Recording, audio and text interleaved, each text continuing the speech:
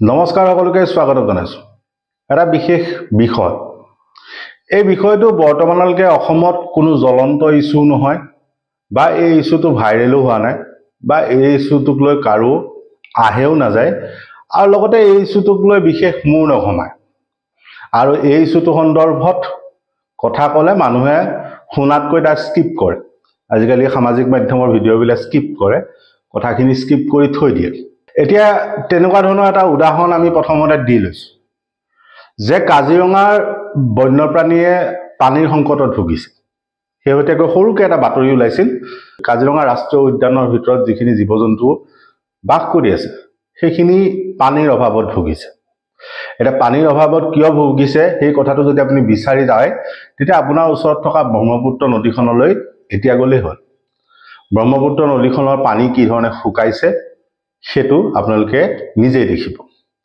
যে অসমত শদিয়াৰ পৰা ধুবুৰীলৈ নদীবিলাকৰ মৃত্যু হৈছে এতিয়া অসমত কিছুমান নতুন শব্দহে অধিক জনপ্ৰিয় অধিক ভাইৰেল যেনে উন্নয়ন যেনে উদ্যোগীকৰণ যেনে এডভান্টেজ অসম 2.0 যেনে লাখ কোটিৰ বিনিয়োগ যেনে ব্যক্তিগত চাকৰি যে অসমত এজন মানুহ আছে সেই মানুহজনক আমি ভাবো অসমে এতিয়াও সঠিক মূল্যায়ন বা সঠিক ব্যৱহাৰ কৰিব জনা মানুহজনৰ নাম হ'ল যাদৱ পায়েং তেওঁ বিশ্বজুৰি স্বীকৃত এজন পৰিৱেশ কৰ্মী যাদৱ পায়েঙে এটা কথা কৈছিল যে অসমত গছ-গছনি ৰুব নালাগে গছ-গছনি নিজেই হয় কিন্তু গছ-গছনি নাকাটিব এতিয়া সেই প্ৰসংগটো এইকাৰণে আহিল যে এতিয়া অসমত উন্নয়নৰ নামত উদ্যোগীকৰণৰ নামত এডভান্টেজ অসমৰ নামত বা বিভিন্ন শব্দৰ জৰিয়তে এফালৰ পৰা তহিলং কৰা হৈছে কেৱল যে গছ কাটিছে সেইটো নহয় একোখন নদী একোটা জলাশয় একোখন বিল মৃত্যুৰ মুখলৈ ঠেলি দিয়া হৈছে গছ-গছনি কাটি তহিলং কৰা হৈছে পাহাৰ নোহোৱা কৰি দিছে এতিয়া নোহোৱা কৰি দিয়াৰ পাছত নোহোৱা কৰি দিয়াৰ সময়ত আজি আমি কিছু কথা ক'ব বিচাৰিছো যে যিটো উন্নয়ন বা যিটো উদ্যোগীকৰণ যিটো ব্যক্তিগতকৰণ বা যিটো গ্লোবেলাইজেশ্যন বা যিটো এডভান্টেজ অসমক লৈ জয়গান গোৱা হৈছে তাৰ মাজত আমি দুটামান সৰু সৰু কথা ক'বলৈ বিচাৰিছো প্ৰথমতে আপোনাক এটা ভিজুৱেল বা এটা ক্লিপ আমি দেখাই দিব বিচাৰিছো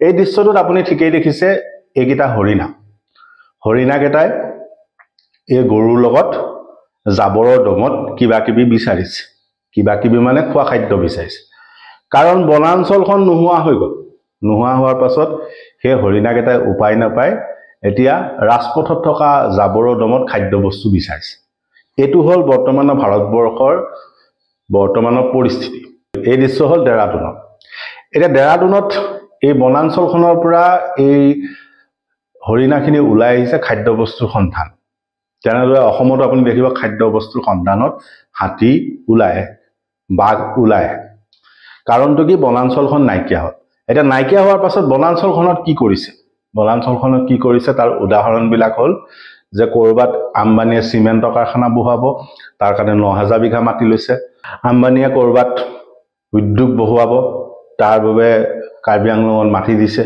এনেধৰণে অসমত মাটিবিলাক দি যোৱা হৈছে এতিয়া কথাটো হ'ল সেই উদ্যোগীকৰণ বা সেই যি ধৰণৰ ব্যক্তিগতকৰণক জয়গান গোৱা হৈছে য'ত চাকৰি পাব বুলি কোৱা হৈছে যে নিবনুৱা যুৱক যুৱতীয়ে চাকৰি পাব তাত এটা আমি বিশেষ ভিডিঅ' দেখুৱাইছো এবাৰ আমি দ্বিতীয় ভিডিঅ'টো চাওঁ বনাঞ্চলসমূহ ধ্বংস কৰি বা বিল জলাশয় ধ্বংস কৰি যে উদ্যোগীকৰণ কৰিছে সেই উদ্যোগীকৰণত চাকৰি পাব বুলি এটা যুক্তি দিয়া আছে এটা সেই ক্ষেত্ৰত আমি এটা বিশেষ ভিডিঅ' দেখাইছো এই ভিডিঅ'টো ভালকৈ মন কৰক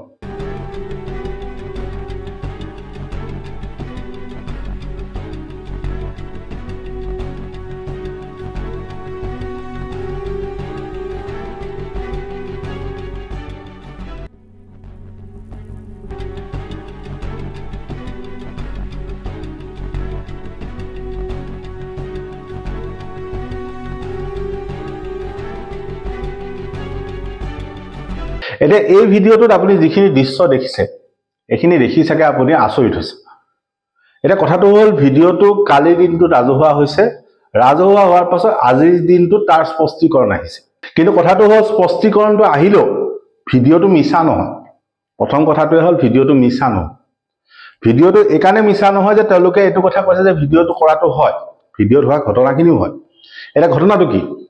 ঘটনাটো হ'ল যে কেৰেলাৰ এটা বিশেষ কোম্পানী, এটা বিশেষ ব্যক্তিগত কোম্পানী, এই কোম্পানীটোত কাম কৰা এইকেইজন মানুহক মাহটোৰ এটা চেলছ টাৰ্গেট দিয়া থাকে। অৰ্থাৎ মাহটোত কিমান টকা তেওঁলোকে বস্তু বিক্ৰী কৰিব তেওঁলোকক এটা লক্ষ্য ধৰি দিয়া যায়, টাৰ্গেট ধৰি দিয়া যায়, যাৰ বাবে তেওঁলোকে 6,000 পৰা 8,000 টকা দৰমহা পায়। যিটো ব্যক্তিগতকৰণৰ কথা এতিয়া জয়গান গোৱা হৈছে, যিটো ব্যক্তিগতকৰণৰ বিৰুদ্ধে কোৱাৰ কাৰণে আমাৰ সমালোচনা কৰা হৈছে, সেই ব্যক্তিগতকৰণৰ সেই উদ্যোগৰ ভিতৰৰ ছবি এখন। হিন্দুস্তান বুলি এটা কোম্পানী। এতিয়া কোম্পানীটো কি কৰিছে যে সেই চেলছ টাৰ্গেট বা সেই লক্ষ্যটো পূৰণ কৰিব নোৱাৰাৰ বাবে যিজন মেনেজাৰজনে এনেধৰণে কৰ্মচাৰীৰ ডিঙিত ৰছী লগাই তেওঁক খোজকাঢ়িব দিছে, কুকুৰৰ দৰে আচৰণ কৰিব দিছে। পোহনীয়া কুকুৰে যিধৰণে খোজকাঢ়ি যায় সেই ধৰণে আচৰণ কৰিব দিছে, ভৌ ভৌ কৰিব দিছে। শুনি আচৰিত হ'ব যে ভৌ ভৌ কৰিব দিছে আৰু তেওঁক বিভিন্ন ধৰণৰ কুকুৰৰ দৰে আচৰণ কৰিব দিছে। অৰ্থাৎ দাসৰ দৰে ব্যৱহাৰ কৰিছে। যিটো দাস প্ৰথা আমি যিটো শুনিছিলোঁ, আমি যিটো ইতিহাসত পঢ়িছোঁ, নিগ্ৰো দাস প্ৰথাৰ কথাটো যিটো ইতিহাসত পঢ়িছোঁ, তাৰ এখন জ্বলন্ত ছবি এখন। আৰু এইটো কোনো মিছা ভিডিঅ' নহয় বা এইটো কোনো পুৰণি ভিডিঅ' নহয়, এইটো শেহতীয়া এটা ভিডিঅ'। যদিও কালিৰ দিনটোত ভাইৰেল হৈছে আৰু তাৰপিছত যেতিয়া তেওঁলোকে স্পষ্টীকৰণ দিছে যে এইটো পুৰণা ভিডিঅ', কিন্তু কথাটো হ'ল ঘটনাটো তাত সেই কোম্পানীটোত হোৱাটো সঁচা, তাৰ কোম্পানীৰ মেনেজাৰজনে সেই কাণ্ডটো কৰাটো সঁচা, তাত কাম কৰা কৰ্মচাৰীৰ ডিঙিত ৰছী লগাই দিয়াটো সঁচা, তাত তেওঁলোকক ভিত্তৰ দৰে দাসৰ দৰে তেওঁলোকক ৰছী লগাই তেনেকৈ খোজকাঢ়িব দিয়াটো সঁচা, সেইটো মিছা নহয়। কাৰণটো কি? যে তেওঁলোকে চেলছৰ টাৰ্গেট পূৰণ কৰিব নোৱাৰিলে। অৰ্থাৎ বিক্ৰীৰ যিটো টাৰ্গেট আছিলে, লক্ষ্য আছিলে, সেইটো পূৰণ কৰিব নোৱাৰিলে। তাৰ বাবে তেওঁলোকক কুকুৰৰ দৰে আচৰণ কৰা হৈছে। অৰ্থাৎ কোম্পানীৰ ভিতৰত কি চলিছে সেইটো ভালকৈ বুজি পাওক। আৰু আটাইতকৈ ৰহস্যজনক কথাটো হ'ল যে কোম্পানীৰ ভিতৰত যদি তেনেকুৱা এটা ঘটনা ঘটিছিলে তেতিয়াহ'লে তাৰ বিৰুদ্ধে কোম্পানীয়ে কিয় আইনী ব্যৱস্থা নল'লে? যদি কোম্পানী সকলো ক্ষেত্ৰত ঠিকেই আছে, তেতিয়া কৰ্মচাৰীৰ লগত যদি তেনেকুৱা এটা ঘটনা ঘটিছে তেতিয়াহ'লে সেই ঘটনাটোক লৈ কিয় আইনী ব্যৱস্থা নল'লে? যিজন মেনেজাৰ বা যিজন পৰিচালকে সেইটো কাম কৰিছিলে তেওঁৰ বিৰুদ্ধে কিয় ব্যৱস্থা হ'ল? আৰু তাৰ লক্ষণীয় কথাটো হ'ল যে চৰকাৰখনে কি কৰি আছে? যে সচৰাচৰ একোটা লেবাৰ ডিপাৰ্টমেণ্ট থাকে, একোটা শ্ৰম বিভাগ থাকে, কিন্তু সেই শ্ৰম বিভাগবিলাকৰ ব্যক্তিগত কোম্পানীৰ ভিতৰত কিমান তেওঁলোকৰ নিয়ন্ত্ৰণ আছে বা চৰকাৰী আইন কানুন কিমান মানি চলিছে সেই কথাটো কেতিয়াবা চাইছেনে তেওঁলোকে? সেই ইমান ডাঙৰ ঘটনা এটা ঘটি যোৱাৰ পাছতে সেই ঘটনাটো গাপ দি ৰখা আছে, সেইটো আটাইতকৈ গুৰুত্বপূৰ্ণ কথা। যে কুকুৰৰ দৰে আচৰণ কৰাৰ পাছতো তেওঁলোকক সেই ঘটনাটো গাপ দি ৰখা আছে। যেতিয়া ভিডিঅ'টো ভাইৰেল হ'ল তেতিয়াহে কথাটো পোহৰলৈ আহিছে, অৰ্থাৎ কথাটো গমেই নাপায়। কিন্তু তাৰ আটাইতকৈ গুৰুত্বপূৰ্ণ কথাটো হ'ল যে যিটো ব্যক্তিগতকৰণ, যিটো উদ্যোগীকৰণ বা যিটো আমি চাকৰিৰ আশা আমি দেখিছোঁ বা আমাক দেখুওৱা হৈছে, সেইটো বাস্তৱ ছবিখন এইখন। যে কোম্পানীসমূহত কুকুৰৰ দৰে এনেদৰে আচৰণ নকৰিব পাৰে, এইটো এটা অভাৱনীয় হঠকাৰী কাণ্ড। কিন্তু এনেকুৱা ধৰণেই চলিছে যে ব্যক্তিগত কোম্পানীত যিসকলে চেলছত কাম কৰে, যিসকলে ব্যক্তিগত কোম্পানীত বিক্ৰীত কাম কৰে, তেওঁলোকৰ অৱস্থাটো এনেকুৱাই যে তেওঁলোকক এটা টাৰ্গেট ধৰি দিয়ে। টাৰ্গেটটো পূৰণ কৰিব নোৱাৰিলে তেওঁলোকক এই ধৰণে আচৰণ কৰা হয়। কুকুৰৰ দৰে আচৰণ নকৰিলেও অশ্লীল গালি গালাজ দিয়া হয়, বহু সময়ত তেওঁলোকক বেয়া ব্যৱহাৰ কৰা হয়, সেই ধৰণৰ ঘটনা ঘটি থাকে। কিন্তু যিহেতু সেই যুৱকজন বা সেই যুৱতীগৰাকী যিহেতু উপাৰ্জনৰ বেলেগ ৰাস্তা নাথাকে, উপাৰ্জনৰ বেলেগ পথ নাথাকে, সেইকাৰণে মনে মনে থাকিবলৈ বাধ্য হয়, চাকৰি কৰি যাবলৈ বাধ্য হয়। এতিয়া ব্যক্তিগতকৰণৰ আন এটা দৃশ্য দেখাইছোঁ। এই দৃশ্যটো আমেৰিকাৰ।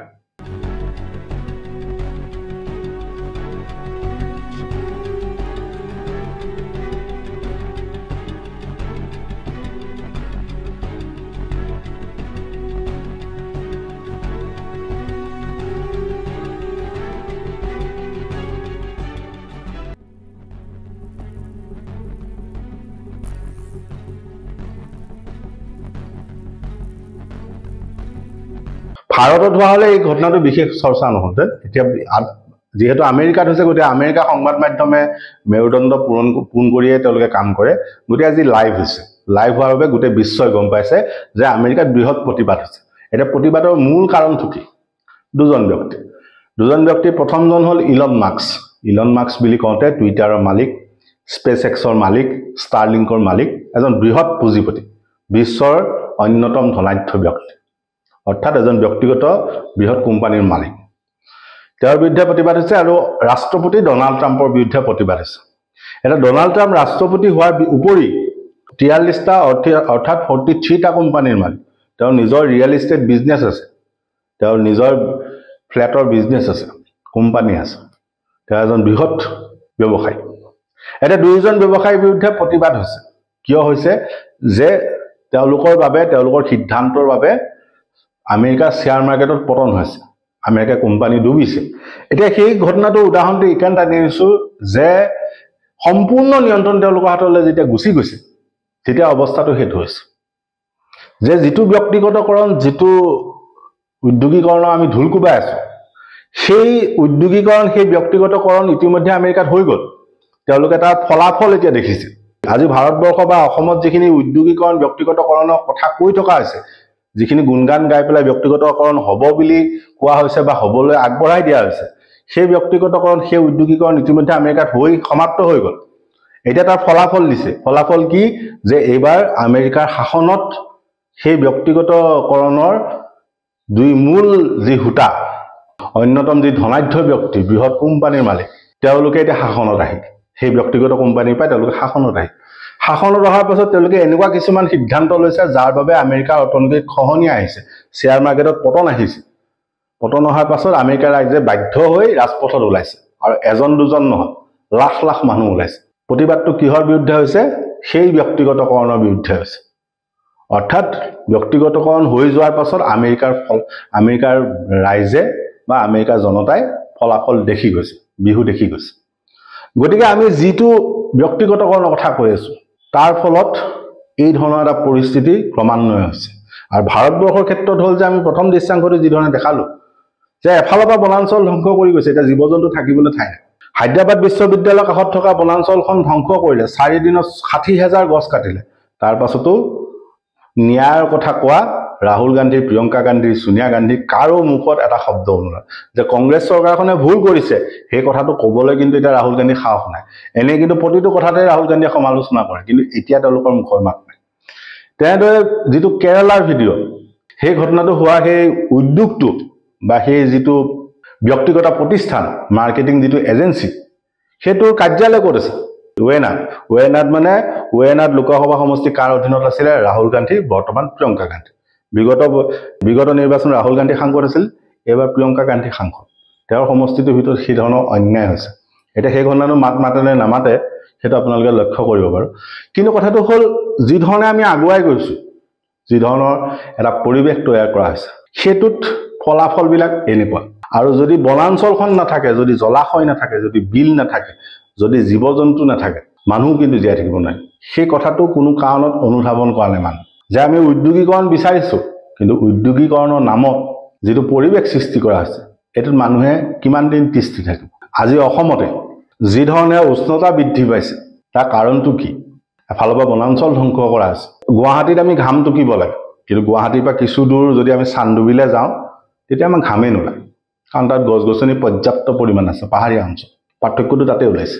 গুৱাহাটীত গছ গছনি নাই, গুৱাহাটীত এফালৰ পৰা উন্নয়ন কৰা হৈছে, উন্নয়নৰ ফলত অৱস্থাটো এইটো।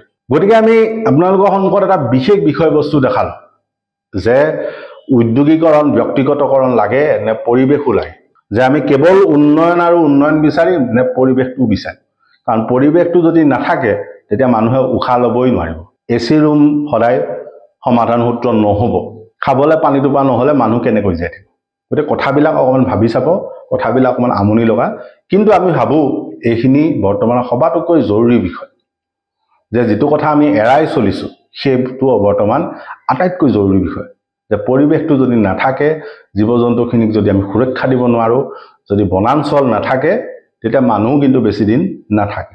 ধন্যবাদ।